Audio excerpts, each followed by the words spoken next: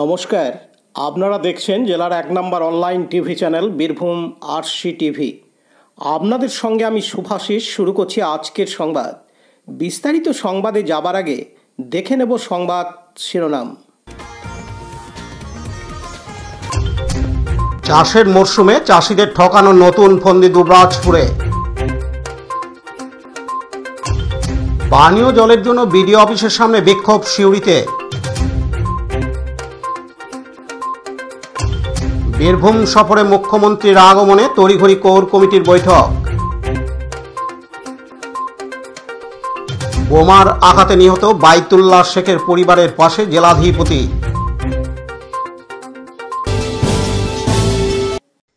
চাষের মরশুমে চাষিদের ঠকানো নতুন ফন্দি।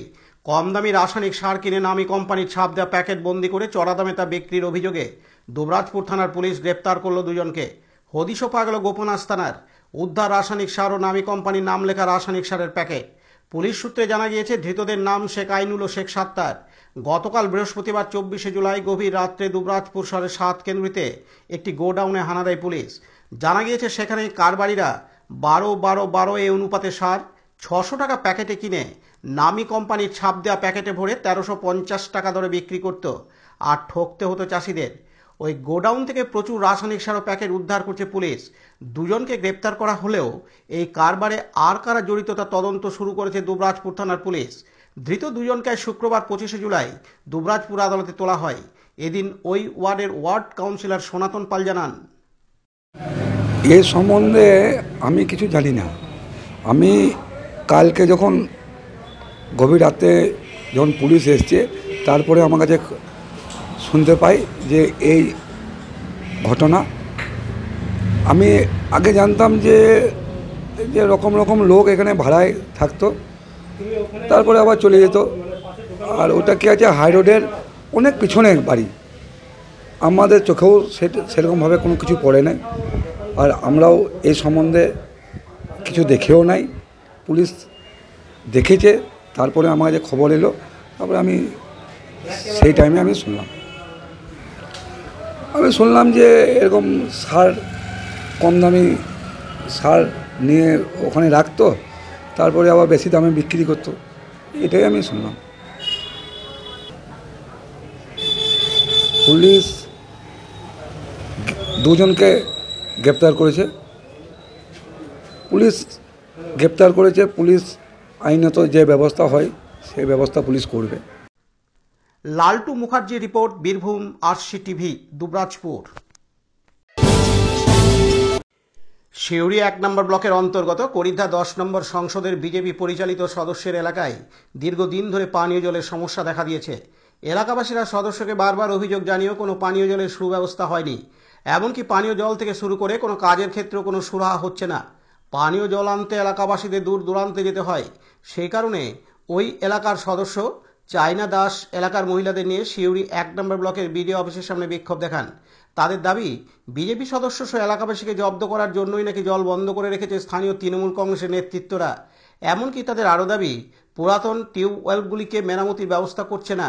সেই কারণে শুক্রবার 25শে জুলাই বাধ্য হয়ে ব্লক অফিসে আসতে হয়েছে। তবে বিডিও তাদের বিক্ষোভের মুখে পড়ে আগামী মঙ্গলবারের মধ্যে খারাপ হয়ে যাওয়া টিউবওয়েলগুলিকে মেরামতি করে জলের ব্যবস্থা করা হবে বলে তাদের আশ্বস্ত করেন। তারপর তারা সকলে বাড়ি ফিরে যান।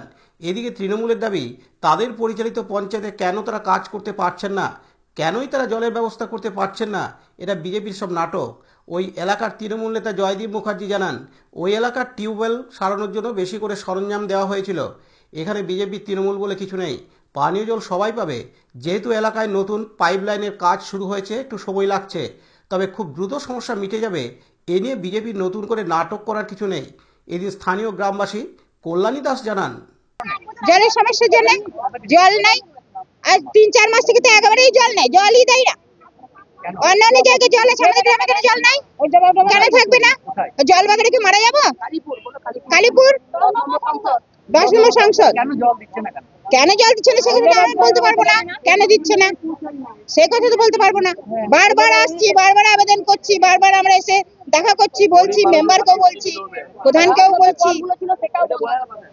গরিব মানুষের সেটাই হবে, সেটাই হবে। বিজেপি জিতেছে দেবো না, এটাও হতে পারে, সেটাও হতে পারে যে বেশি বিজেপি জিতেছে দেবো না, সেটা আমি বলতে পারবো না, এটা হতে পারে, জয় কারণেই দেয় না। জল কোথা থেকে আনতে যেতে হচ্ছে? জল জল তো কোথায় আনন্দপুরে যায়, কোচের গ্রামে যায়, কোচের গ্রামে জল আনতে যায়, কি করবো, খেলা গাড়ি নিয়ে, হ্যাঁ সাইকেল নিয়ে, হ্যাঁ টাইম কলগুলো তো বন্ধ করে দিয়েছে, পাইপ ভরে দিয়েছিল, 2 দিন না 4 দিন জল দিলে তো আবার বন্ধ, তো জল গেল কোথায়, কিছু জন্য করেছে, কেন করেছে? আপনারা কি চাইছেন? আমরা চাইছি ওদের জলের ব্যবস্থা করে দাও, আমাদের একটা ট্যাঙ্কি করে দাও, আমি চাই না, না সমস্যা পেলে আবার আসবো, আবার ঝামেলা করবো। গরিব মানুষের স্বার্থে আমরা ভিডিও কল্যাণী দাস, মেনে নেব। কল্যাণী দাস, কালীপুর 10 নম্বর। অন্যদিকে করিদ্ধা অঞ্চল বিজেপি নেতা শ্যামসুন্দর গড়াই বলেন, দেখুন 2023 সালের আপনাদেরকে তথ্য দেখাচ্ছি, বিডিওর কাছে রিসিভ কপি। 2024 সাল, 2023 সালে বিডিও সাহেবকে একবার জানানো হয়েছে, 2024 সালে একবার বিডিও সাহেবকে জানানো হয়েছে, আবার আজকে এই গ্রামবাসীরা আমাদের মেম্বার সাহেবের সঙ্গে এসছেন বিডিও সাহেবের কাছে। একটা গ্রাম, প্রত্যন্ত গ্রাম, গরিব মানুষ বাস করে, সেখানে পাইপ লাইনের ব্যবস্থা নেই, শুধুমাত্র বিজেপির মেম্বার বলে জল দেওয়া হবে না, এবং বিডিও সাহেবের তার কোনো সদুত্তর নেই। বিজেপির মেম্বারকে প্রত্যেকটি মানুষের কাছে শুনতে হবে যে বিজেপির ভোটে জিতেছেন আমাদের বোন, তাকে প্রত্যেকটি মানুষের কাছে শুনতে হচ্ছে যে আমার বাড়িতে জল নেই। করিদ্ধা অঞ্চল সিউড়ির লাগোয়া, একদম সিউড়ির সঙ্গে একই সাংসদে যারা তৃণমূল সমর্থিত লোক, তাদের বাড়িতে জল যাচ্ছে। আবার ওই অঞ্চলেই যারা তৃণমূল সমর্থিত নয়, তার বিডিও সাহেবকে আজকে জবাব দিতে হবে যে জলটা তৃণমূলের বাড়িতে যাবে, আর যারা বিজেপি করে তাদের বাড়িতে জল পৌঁছাবে না। এটা কি বিডিও সাহেব চাইছেন? আজকে মাননীয় মেম্বার চায়না দাস, আমাদের বুথের নেত্রী, আমাদের মিনতি দি, আমাদের অঞ্চলে, আমাদের মন্ডলে আছে, অঞ্চল প্রমুখ আছে, এবং প্রত্যেকটি গ্রামবাসী, প্রত্যেকটা আপনারা দেখছেন, প্রত্যেক সাধারণ মানুষ, অঞ্চল প্রমুখ আছেন, আমাদের প্রধানের ছেলে পর্যন্ত এখানে আসছেন, বিডিও সাহেবকে বলছেন। আমরা বারংবার বিডিও সাহেবকে জানাচ্ছি যে গ্রাম সংসদগুলো বিজেপির মেম্বার আছে, সেই সমস্ত গ্রাম সংসদে প্রকৃত জলের লাইন পাওয়া যাচ্ছে না। বিডিও কোনো সদুত্তর দিতে পারছেন না। বিডিও সাহেব আজকে জানাচ্ছেন মেম্বারকে যে কাল ইঞ্জিনিয়ার আসবে, তারপরে ঠিক দেখে বলবো কতদিন পরে আপনার গ্রামে জল যাবে। তাহলে যতদিন পর যাবে না, ততদিন আমাদের গ্রামের মায়েরা জল না খেয়ে থাকবে। এটাই পশ্চিমবাংলা, এটাই বিডিও সাহেবের কথা। এটা কি কথা হওয়া উচিত? 2023 সালে পাইপলাইনের মাধ্যমে জল প্রত্যেকটি বাড়ি বাড়ি পাওয়া যাওয়া উচিত ছিল, সেই কাজ বিডিও সাহেব করতে পারছেন না। বিডিও সাহেব তৃণমূলের দালালি করছেন। বিডিও সাহেব আজকে আমাদের মেম্বার সাহেবা এবং এই গ্রামবাসীদের কথা মতো যদি জলের ব্যবস্থা না করেন, বিডিও সাহেবকে আপনাদের মারফত আমরা জানাচ্ছি যে তৃণমূলের দালালি আপনি করুন, আমরা আপনার এই বিডিও সাহেবের তালা লেগে দেবো গ্রামবাসীদের সহযোগিতায়। গ্রামের লোকরা একটা জলের ট্যাঙ্ক, সেটা ভেঙে আছে। বিডিও সাহেব কথা দিয়েছিলেন এই সাংসদে এক ট্যাঙ্কি করে জল পাঠাবেন, বিডিও সাহেব পাঠাননি। বিডিও সাহেব জেলা পঞ্চায়েত সমিতির অধীনে একটা জল ট্যাঙ্ক, সোলার পাম্প ছিল, সেই সোলার পাম্প ভেঙে গেছে, সেটা ঠিক করাননি।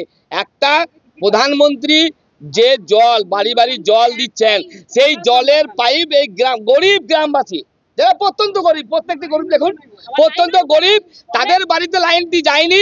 যেখানে তৃণমূল সমর্থিত লোক আছেন সেই এলাকায় লাইন জল দিচ্ছেন। বিডিও সাহেব তৃণমূলের দালালিগিরি করতে এসছেন। উনি যদি অবিলম্বে 1 সপ্তাহের মধ্যে প্রত্যেকটি বাড়িতে জল না পৌঁছায়, তাহলে বিডিও অফিসে ভারতীয় জনতা পার্টি তালা মেরে যাবে, এই বলে গেলাম বিডিও সাহেবকে। আমাদের তথ্য দেখাচ্ছে, দেখুন 2023 সালে একবার অ্যাপ্লিকেশন, 2024 সালে একবার অ্যাপ্লিকেশন। তাহলে বিডিও সাহেবের বাড়িতে গিয়ে গরিব মানুষের ঘরে বসে থাকবেন?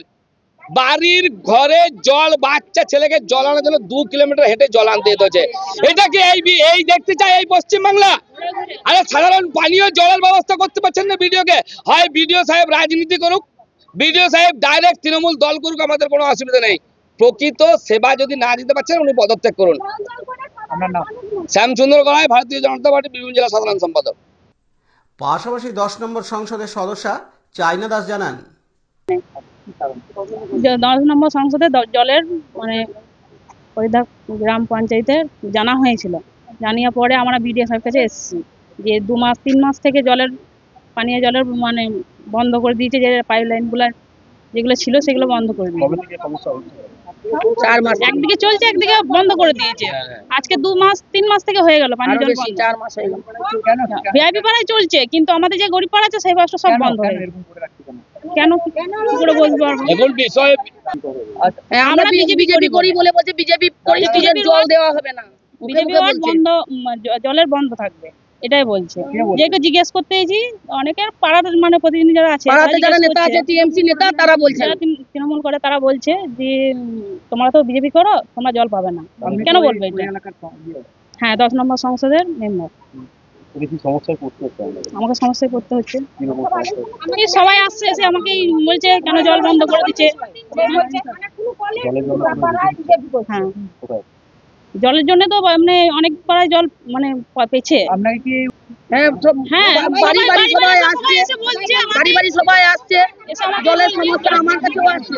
আজকে আমি ভিডিওকে জানালাম, 2023 সালে জানানো হয়েছে, ভিডিওকে 2024 সালে জানানো হয়েছে। লাইন পাইপ লাইনগুলো চালু ছিল, সেগুলোকেও বন্ধ করে দিয়েছে। তাহলে অসুবিধা তো হবেই। একবারে মানে খাওয়ার জলের কোনো মানে ব্যবস্থা নাই। ভিডিও সাহেব বললো যে ইঞ্জিনিয়ার আসবে, এসে কালকে আসবে, ফোন করবে, আপনি দেখিয়ে দেবেন। চায়না দাস। চায়না দাস 10 নম্বর সংসদ বিজেপি করি। অপরদিকে করিদ্দা অঞ্চল বিরোধী দলনেতা জয়দীপ মুখার্জি বলেন, দাবি করছে ওই এলাকায় বিজেপি ভালো ফল করেছে বলে সেই এলাকায় জল বন্ধ করে দেওয়া হয়েছে প্রায় 4 বছর ধরে। কি বলবেন?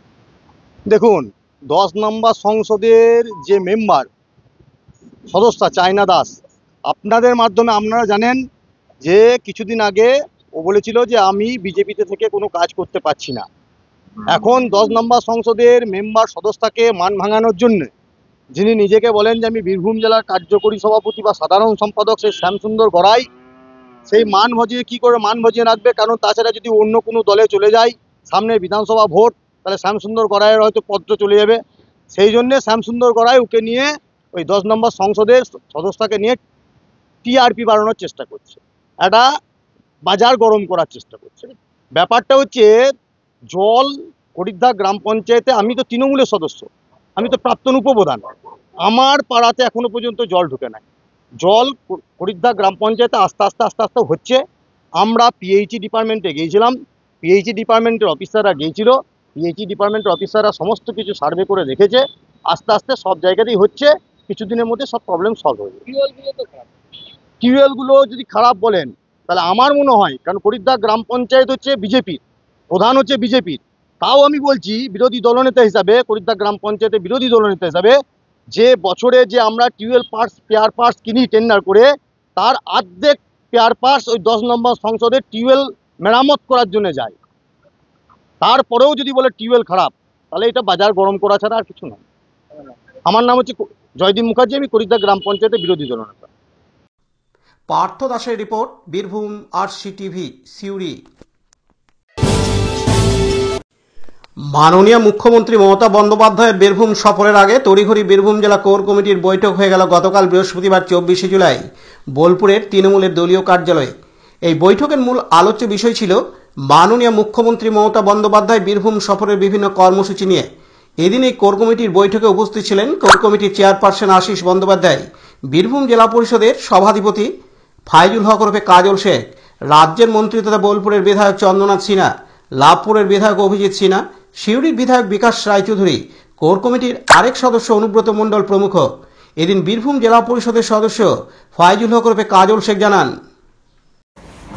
21শে জুলাই কলকাতার রাজপথ থেকে আমাদের মাননীয় মুখ্যমন্ত্রী মাননীয় মমতা বন্দ্যোপাধ্যায় ডিক্লার করেছিলেন যে 27শে জুলাই পালিত হবে নানুরের শহীদ দিবস, যে 11 জন ক্ষেত মজুরকে নিষ্ঠুর নির্মমভাবে 2000 সালে হত্যা করা হয়েছিল।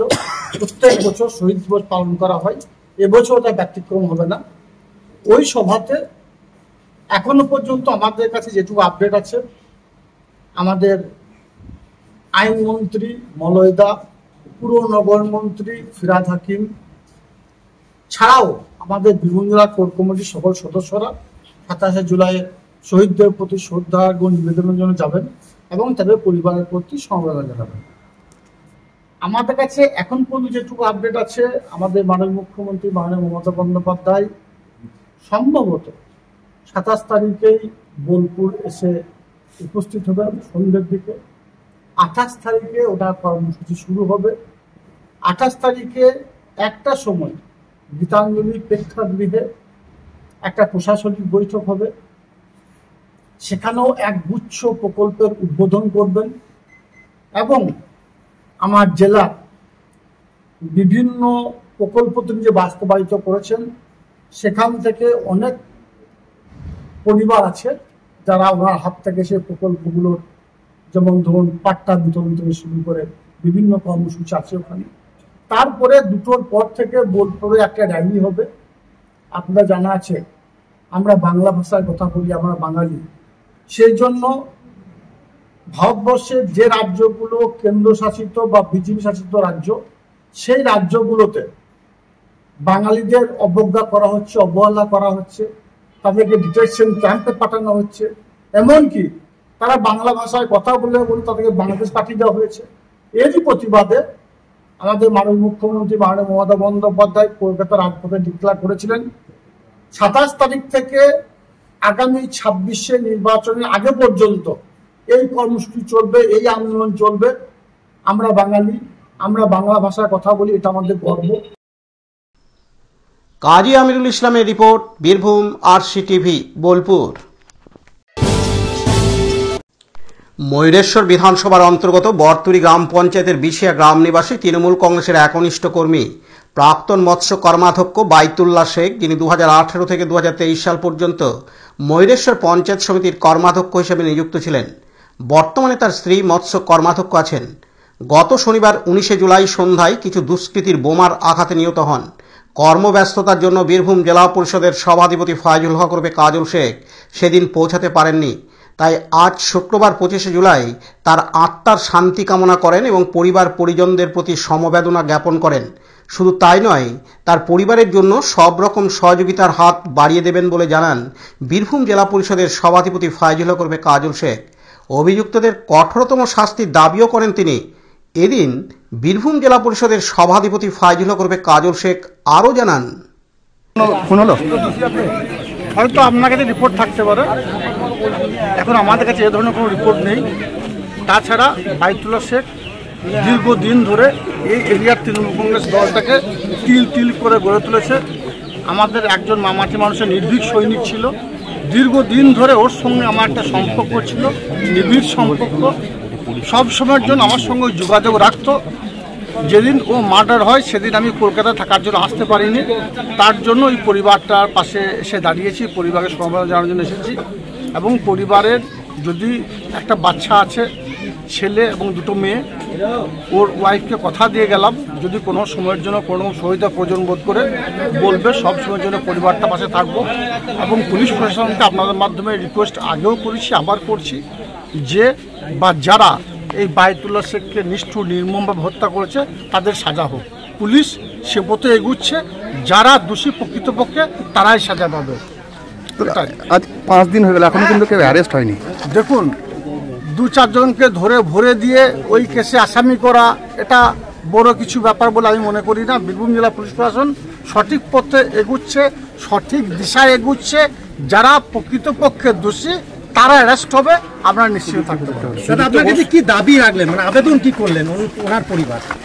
ওনার পরিবার পাশে থাকার কথা বলেছেন। যেভাবে দীর্ঘদিন ধরে বাইতুল্লাহ শেখের সঙ্গে আমার একটা নিবিড় সম্পর্ক ছিল, সেই সম্পর্কটা যেন অটুট থাকে সে কথাটাই বলেছেন। আর যেখানে যা বলার এই পরিবারটা সম্পর্কে আমি সেখানে সে কথা উনি। কাজী আমিরুল ইসলামের রিপোর্ট, বীরভূম RCTV, ময়ূরেশ্বর। আজকের সংবাদ এই পর্যন্ত। পরবর্তী সংবাদের জন্য চোখ রাখুন বীরভূম RCTVর পর্দায়। নমস্কার।